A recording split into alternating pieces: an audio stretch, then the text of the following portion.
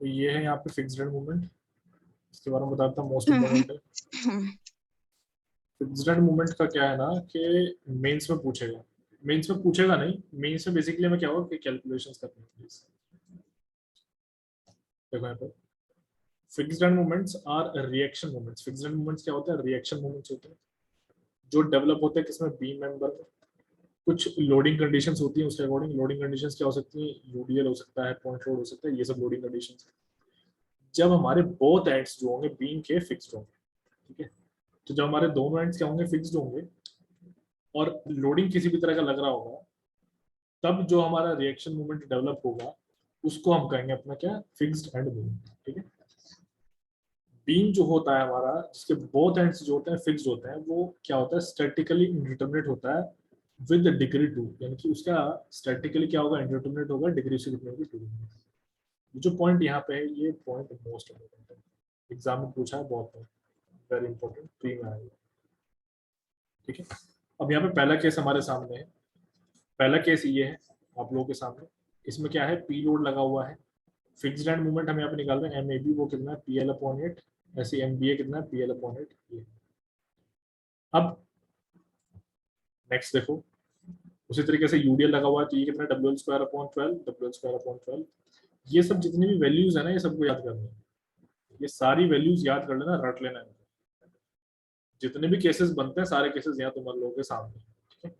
उसी तरीके से पी लोड जो लगा हुआ वो इस तरीके से लगा हुआ है, लाइक ए यहाँ पे, बी यहाँ पे, मतलब ये क्या है? Anti-clockwise is negative, plus minus. इसको देखो, तो यहाँ पे ए इधर लगा हुआ है, मतलब अनसिमेट्रिक लोडिंग है। तो यहाँ पे तुम्हारा एम ए बी कितना हो जाता है? P A B square upon L square, ऐसे यहाँ पे हो जाता है P A square B upon L square. अब तुम्हारे सामने एक ये है जहाँ पे हाफ जो तुम्हारा लेंथ होगा उसमें क्या होगा? यूडीएल लग रहा होगा, तो उस सिचुएशन में तुम्हारे पास में जो मूवमेंट होगा, यानी कि एम ए की बात कर रहा हूँ, एम ए बी की fixed end movement, M A B का मतलब है यहाँ इस वाले इससे इस डायरेक्शन की बात है, यहाँ पे हो जाता है 11 अपॉन 192 डब्ल्यू एच स्क्वायर, ऐसे यहाँ पे हो जाता है 5 192 डब्ल्यू एच स्क्वायर। अब अगर लोडिंग कुछ इस तरीके से जैसे आप लोग यहाँ पे देख पा रहे हो, तो यहाँ पे हो जाएगा डब्ल्यू एल स्क्वायर अपॉन 30, यहाँ पे हो जाता है डब्ल्यू एल स्क्वायर अपॉन 30। अगर इस तरीके से है तो यहाँ पे हो जाता है कितना? 5 अपॉन 96, यहाँ पे जाता है 5 अपॉन 96। ठीक है, अब यहाँ पे देखो ये क्लॉकवाइज है इस तरीके से, ये एंटी क्लॉकवाइज है इस तरीके से। ये बेसिकली क्लॉकवाइज एंटी क्लॉकवाइज क्या है ना, अच्छा ये भी क्लॉकवाइज है, ये भी क्लॉकवाइज, थोड़ा सा गलत है, ऊपर में जो था वो भी वही है। ये एक्चुअली आया कैसे ना, ये रेजिस्टिंग फोर्सेस की बात हो रही है। मूवमेंट क्या होता है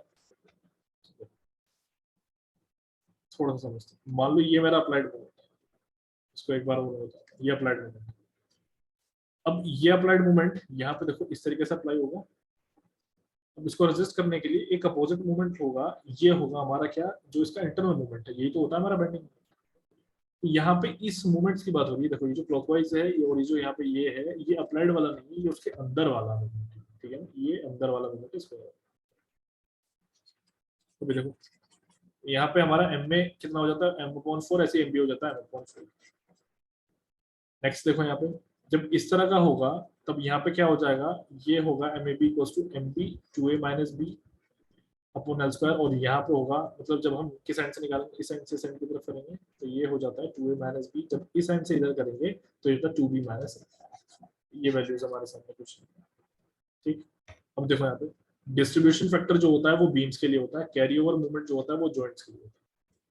इसको याद रखना, distribution factor is for the gene beams and carry over movement is for the joints.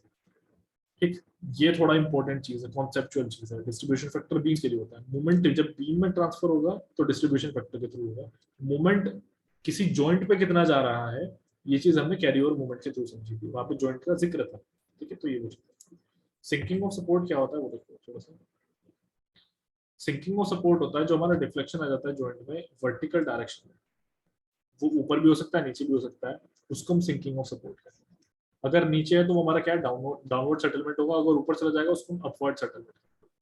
यहाँ पे जो वैल्यूज होती हैं, देखो ये जो आप देख पा रहे हो, यहाँ पे मैंने जो ग्रीन से बनाया, देखो ये मैंने कुछ सिंबल्स लिखे हुए हैं, जैसे कि यहाँ पे आप देखो ग्रीन से जो है, ये ऊपर वाले ग्रीन से मैंने लिखा हुआ है movement generated due to deflection. तो यहाँ पे आप ये देख रहे होंगे छोटा सा ग्रीन से जो बना हुआ है, क्लॉकवाइज बना हुआ है, ये किसकी वजह से हुआ है? डिफ्लेक्शन की वजह से मूवमेंट जनरेट हुआ है। ये जो आप देख रहे हो ब्लैक वाला, ये रेजिस्टिंग मूवमेंट है, ठीक है, ये क्या है, एंटी क्लॉकवाइज। यहाँ देखो ये जो बना हुआ है ये वाला डायरेक्शन, ये हमारा रेजिस्टिंग मोमेंट है एंटी क्लॉकवाइज। ठीक, अब लेंथ यहाँ पे एल है, यहाँ पे क्या हो रहा है कि आर ए का जो तुम्हारा वैल्यू है रिएक्शन का वो है 12 ई आई डेल्टा अपॉन एल क्यूब। ऐसे यहाँ पे आरबी रिएक्शन का जो वैल्यू है वो भी है 12 ई आई डेल्टा अपॉन एल क्यूब। यहाँ पे अगर मैं मूवमेंट की बात करूँ, मूवमेंट कितना है यहाँ पे, वो है 6 ई आई डेल्टा अपॉन एल स्क्वायर। ऐसे सेम टू सेम यहाँ पे मूवमेंट उतना ही होगा राइट साइड यहाँ पे। ठीक है, बस अंतर ये है कि रिएक्शन यहाँ पे नीचे की तरफ, रिएक्शन यहाँ पे ऊपर। ठीक, क्योंकि सेटलमेंट जो है वो नीचे की तरफ। अब यहाँ पे इस वाले केस में यहाँ पे हमारा क्या है, हिंज लगा हुआ है, ऊपर क्या था फिक्स्ड एंड से। अब अगर हिंज होगा तो उस सिचुएशन में हमारे पास में क्या वैल्यूज है, क्योंकि हिंज है तो यहाँ पे मूवमेंट हो जाएगा 0। वही मूवमेंट यहाँ पे आ जाता है, तो मूवमेंट यहाँ पे कितना आता है 3 ई आई डेल्टा अपॉन एल स्क्वायर। वैसे यहाँ पे हमारी जो रिएक्शन है वो 3 आई डेल्टा अपॉन एल क्यूब है, यहाँ पे कितने 3 ई आई डेल्टा अपॉन एल क्यूब है। अब इस चीज को मैंने एक नीचे ना एक्सप्लेनेशन छोटा सा लिखा हुआ है। सबसे पहले सेटलमेंट आता है, उस सेटलमेंट की वजह से मूवमेंट आता है, एंड देन उस मूवमेंट की वजह से एडिशनल रिएक्शंस आते हैं। तो यहाँ पे जो तुम मूवमेंट ये वाला देख रहे हो ना, कौन सा वाला मूवमेंट, जनरेटेड मूवमेंट, ये जो ग्रीन वाला है, ये किसकी वजह से है, ये तुम्हारे सेटलमेंट की वजह से। तुम्हारा सबसे पहले सेटलमेंट आएगा, देन मूवमेंट आएगा, then additional reaction. Additional reaction यानी कि जो तुम्हारा आर ए आर बी है उसकी बात करते हैं। ये चीज यहाँ पे रहने वाली है। अच्छा, अब आगे देखो, अब यहाँ पे है स्वे ऑफ फ्रेम्स या फिर कॉलम्स। स्वे का मतलब होता है अपनी पोजीशन से डिस्प्लेस होना। स्वे होता है हॉरिजॉन्टल डिस्प्लेसमेंट, जो भी हॉरिजॉन्टल डिस्प्लेसमेंट होता है उसको हम स्वे कहते हैं। अब कुछ इस तरह का पोजीशन है, देखो इस तरीके से पहले तुम्हारा ये पहला इनिशियल पोजीशन था, और ये जो अभी बाद में रेड से तुम्हारे सामने बना हुआ है ये बाद का पोजीशन। अब यहाँ पे डेल्टा ये तुम्हारा हॉरिजॉन्टल डिस्प्लेसमेंट हुआ है। अब एक चीज थोड़ा सा समझते चलो, इसमें इस डायरेक्शन में क्या हुआ है, डिस्प्लेसमेंट हुआ है ना। ये जो अभी वर्टिकल है इसको तुम अगर हॉरिजॉन्टल बनाओ, इस तरीके से हॉरिजॉन्टल इसको तुम करके, तुम यहाँ पे क्या देख पा रहे हो, ये जो बी एंड यहाँ पे है, ये जो ए एंड यहाँ पे, इसका पोजीशन कुछ इस तरीके से हुआ है ना। उनके नीचे की तरफ डाउनवर्ड सेटलमेंट हुआ है।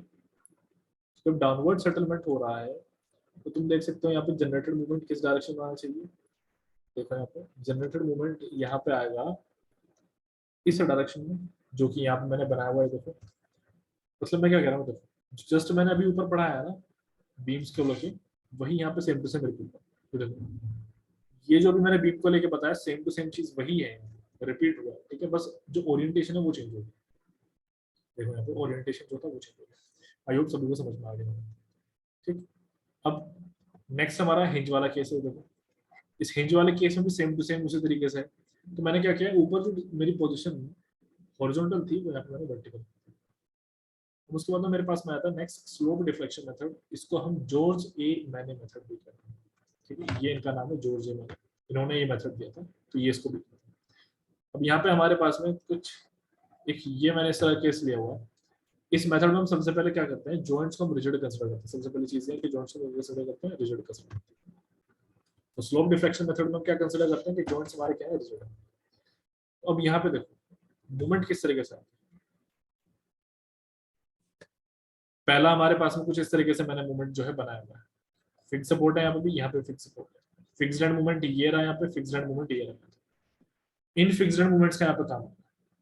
अब जो जैसे ऊपर केसेस है ना, सबसे पहले तो वो समझ लो फिक्स्ड एंड मूवमेंट तुम लोग को याद होने चाहिए। यहाँ किस किस की वजह से, पॉइंट लोड, यूडीएल, यूबीएल, सबके वो ऊपर में बता चुका। अब हमें क्या करना है आगे वो देखो। यहाँ पे अगर हमारा एक एंड हिंज है तो क्या होगा, अब देखो ये हमारा फिक्स्ड एंड है इधर। ठीक, यहाँ पे हमारा क्या लगा हुआ है, मूवमेंट लगा हुआ है। मूवमेंट लगा हुआ है यहाँ पे इस तरीके से, ये मूवमेंट जो है ये लगा हुआ है। यहाँ पे फिर जो हमारा कैरी ओवर मूवमेंट होगा वो हाफ हो जाएगा, ये चीज पे हम ऊपर पड़ चुके हैं। उसी तरीके से सेम टू सेम यहाँ पे हो जाएगा। ठीक, ये सारा का सारा यहाँ पे केस है। अभी आगे देखो, इसमें ना कुछ कॉम्बिनेशन होते हैं, वो कॉम्बिनेशन तो बताता हूँ स्लोप डिफ्लेक्शन में क्या किया। सबसे पहले से उसको क्या माना हमने, सॉलिड माना। देन उसके बाद हम क्या करेंगे, उसके एक एंड को हम हिंज बना देंगे। फिर हम क्या करेंगे, उसके दूसरे एंड को हम हिंज बना देंगे। फिर हम क्या करेंगे, फिर सपोर्ट सेटलमेंट हम उसमें देखेंगे। तो आई गेस सभी को बात समझ आ रही होगी। सबसे पहले हमें क्या करना है, फिक्स्ड अपने सपोर्ट वाली बीम ले ली, ये ले ली मैंने यहाँ पे। फिर उसके एक एंड को मैं हिंज बना दूंगा, ये देखो। फिर उसके दूसरे एंड को मैं हिंज बनाऊंगा। फिर जो फिर मैं करूंगा अब सपोर्ट सेटलमेंट इसमें मैं लेकर, तो ये 3 चीजों को मुझे जो है एक साथ लेकर जाना, फिर टोटल सॉल्यूशन मैं यहाँ पे निकालता हूँ। अब देखो आगे ये सब वैल्यूज और सबको बताना चाहिए। देखो यहाँ पे अभी क्या हुआ, मैंने जब इसको हिंज बनाया तो यहाँ पे मूवमेंट कितना यहाँ पे है और कैरी ओवर मूवमेंट यहाँ पे कितना है वो पता होना चाहिए। सेम वे यहाँ पे जब मैंने इसको हिंज बनाया तो यहाँ पे मूवमेंट कितना है, यहाँ पे कैरी ओवर मूवमेंट कितना है वो पता होना चाहिए। उसी तरीके से डिफ्लेक्शन वाला केस देखो, सपोर्ट सेटलमेंट वाला, ये देखो तो ये वैल्यूज पता होना चाहिए।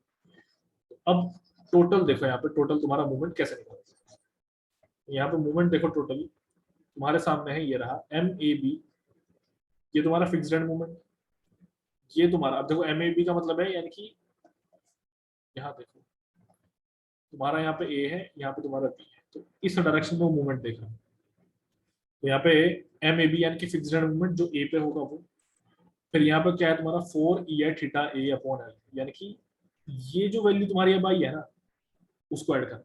कैसे ऐड करना वो मैं तुम लोग बताता हूँ। जब तुम इस वाले एंड को निकाल रहे होंगे ए एंड को, तो ए एंड के नीचे जितने भी पॉसिबिलिटीज बन रही है, जैसे यहाँ पे देखो जितने भी बन रही है सबको एक साथ ऐड कर। जब तुम बी के लिए निकाल रहे होंगे यहाँ पे, तो यहाँ पे बी का जो वैल्यू है, यहाँ पे जो बी का वैल्यू है और यहाँ पे जो बी का वैल्यू आएगा सबको एक साथ ऐड कर, ये चीज याद रखो। ठीक, अब आगे देखो सारा इसमें पॉजिटिव होता है, बस ये जो सपोर्ट सेटलमेंट होता है ये नेगेटिव होता है, बिकॉज ये डाउनवर्ड डायरेक्शन में तो फिर नेगेटिव, ऊपर तो पॉजिटिव, इस चीज का अभी डाउनवर्ड है तो फिर नेगेटिव। अब यहाँ से जब तुम कॉमन लोगे तो तुम्हारा फॉर्मूला बन जाएगा 2ei अपॉन एल, जो है कॉमन आ जाता है तो फॉर्मूला बनता है 2 theta a plus theta b minus 3 delta l, 3 delta upon l. ठीक है, जब हम ए से बी की तरफ निकालेंगे। अब एक चीज समझो, जब हम बी से ए की तरफ निकालेंगे तो यहाँ पे उसी तरीके से रिवर्स हो जाएगा। क्या रिवर्स होगा, देखो यहाँ पे डबल होगा, क्या थीटा बी डबल हो गया, बाकी सब चीजें से। यहाँ पे क्या होता है कि 3 डेल्टा अपॉन एल जो है वो जीरो हो जाता है। कब जीरो हो जाता है, अगर हमारा सिंकिंग और सपोर्ट नहीं है तब उस केस में यहाँ पे जीरो हो जाएगा। ठीक है, एग्जाम्पल यहाँ पे हम ले लेते हैं, छोटा सा एग्जाम्पल। यहाँ पे थीटा ए थीटा बी क्या है, जीरो है। अब हमें क्या करना है, क्योंकि फिक्स है तो थीटा ए थीटा बी जीरो है, तो हम यहाँ पे क्या करते हैं, ये थीटा ए ये थीटा बी हम यहाँ पे जीरो कर देते हैं। ठीक, ऐसे ही अब देखो यहाँ पे जब तुम इस केस को करोगे तो यहाँ पे तुम्हारा क्या हो जाएगा, यहाँ राइट साइड में जो है वो जीरो हो जाएगा। तो इसके जब अभी आगे क्वेश्चन आएंगे ना तब मैं आराम से बताऊंगा, अच्छे से बताऊंगा कि इसको कैसे अप्लाई करना है। फिलहाल तो ये फॉर्मुले जो है ये याद कर लो, ये फॉर्मुले एग्जैक्टली यही अप्लाई होंगे आगे। साइन कन्वेंशन यहाँ पे देखो कैसे अप्लाई होंगे। अगर तुम्हारा क्लॉकवाइज है तो तुम पॉजिटिव मूवमेंट लोगे, एंटी क्लॉकवाइज है तो फिर नेगेटिव मूवमेंट लोगे। स्लोप तुम्हारा क्लॉकवाइज है तो फिर पॉजिटिव लोगे स्लोप की वैल्यू, एंटी क्लॉकवाइज हो तो फिर नेगेटिव लोगे स्लोप की वैल्यू। डेल्टा जो है तुम्हारा पॉजिटिव होगा अगर वो क्लॉकवाइज रोटेशन प्रोड्यूस कर रहा है। ठीक है, अगर वो क्लॉकवाइज रोटेशन प्रोड्यूस नहीं कर रहा है तो उस केस में तुम्हारा फिर जो डेल्टा है वो क्या हो जाएगा, नेगेटिव हो जाएगा। ये क्या है, ये सिंकिंग और सपोर्ट वाला केस है।